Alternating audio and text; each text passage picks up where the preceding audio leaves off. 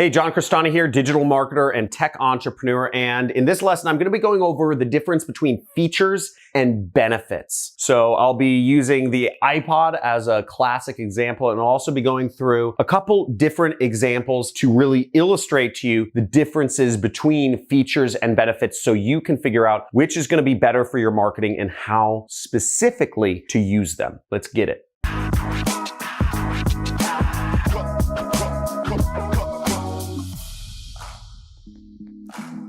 Ooh, this is exciting. Understanding the difference between features and benefits was one of the biggest marketing realizations that I had that really made me understand how to do marketing and how to do marketing that works. And when you understand the difference, you'll understand why, in the classic example of the MP3 player, why Apple was able to build their market share so fast and so strong by advertising benefits rather than features. So there was not a glut of MP3 players before Apple. In fact, I owned an MP3 player before the iPod. And let me know in the comments what MP3 player you owned before the iPod. For me, it was the Rio. It was a huge clunky thing, right? I had to wear cargo pants to middle school so I could carry it around. The way they advertise themselves, they'd say how much storage they have. Now, a feature is something that you can't really argue with. It's a property of something. So for instance, with my protein shake, I would say it's got hemp milk, it's got soy protein, and we have flax oil in it, and that's what's in it. It's in a plastic cup. These are all features of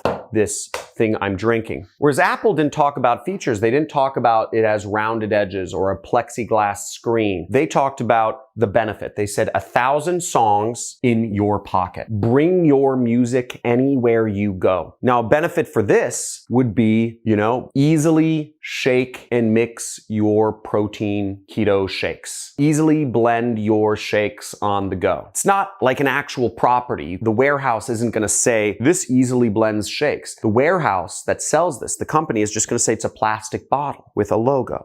That's it. So features don't really sell. Features just describe a product. And the majority of people marketing, maybe 95% of companies or something, talk about the features. Windows. If you remember, for years, computers advertised themselves on how much gigahertz they have. They would say 3.4 gigahertz. And they'd hope that people drew the conclusion that this was useful. Or with the MP3 players, they would say, we have 2 gigabytes of memory, or we have 3 gigabytes of memory. And if you notice, Apple never advertises how much gigabytes of memory they have, or how many gigahertz they run at, or how much RAM they have. Apple has been able to take over the market because they advertise benefits. They advertise it's easy to use. It's safe. It's secure. They advertise it on benefits rather than features. Benefits sell, sell, sell. Now let's look at some more examples. So here's a few other examples of features versus benefits. So you could say a feature would be Greek yogurt is nutritious and packed with protein. Whereas a benefit would say choosing Greek yogurt makes you healthier and more satisfied.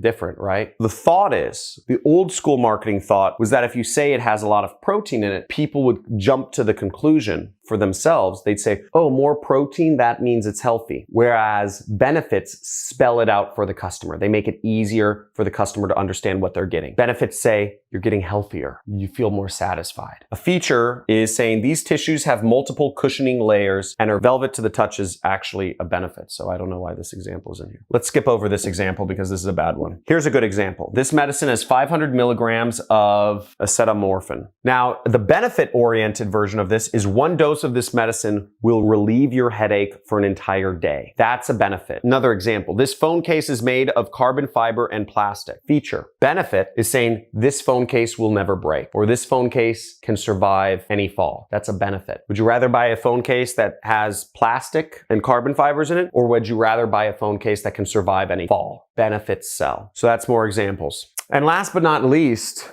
I have to ask you, in the marketing are you selling the spinach, right? I don't know about you. I don't think that looks that good though. Eddie might like it. Or would selling spinach be easier if you say, well, spinach makes you strong? So advertise benefits and your business will be a lot more successful. Whenever you come across a feature, think to yourself, how can I market this as a benefit? Instead of saying spinach has, 3 grams of protein, or 1 gram of carbs, and 0 fat, think to yourself, screw all this. How can I say this as a benefit? Spinach is healthy, it makes you live longer, and it makes you stronger. And if you talk about food like that, you're gonna sell a lot more of your product than if you're just talking about the protein, carbs, and fats in your product. I hope that helps you out in understanding a pretty complex marketing subject, the difference between features and benefits. Again, this goes deep, and if you're writing marketing copy or web pages or emails or ads, try out rephrasing every single feature as a benefit. Now, let me know if you have any questions for me in the comments below. I also invite you to subscribe to my channel if it's your first time here. I do a lot of videos. Almost all my videos are on marketing, getting traffic, and getting customers. Many of my methods are free traffic methods, which you can check out in this playlist. I'll have bubbles somewhere. I just go over methods for getting traffic without paying for any ads, as well as you can learn about how to even build a website on my channel and make that website turn traffic into paying money in your pocket. Look forward to speaking with you more, and join our communities if you'd like more engagement with other marketers, other entrepreneurs moving in the same direction as you. We have a Discord chat channel, we have a Facebook group, and we also have a subreddit where you can talk with other marketers, discuss things with them. Again, I get 2 trillion messages a day,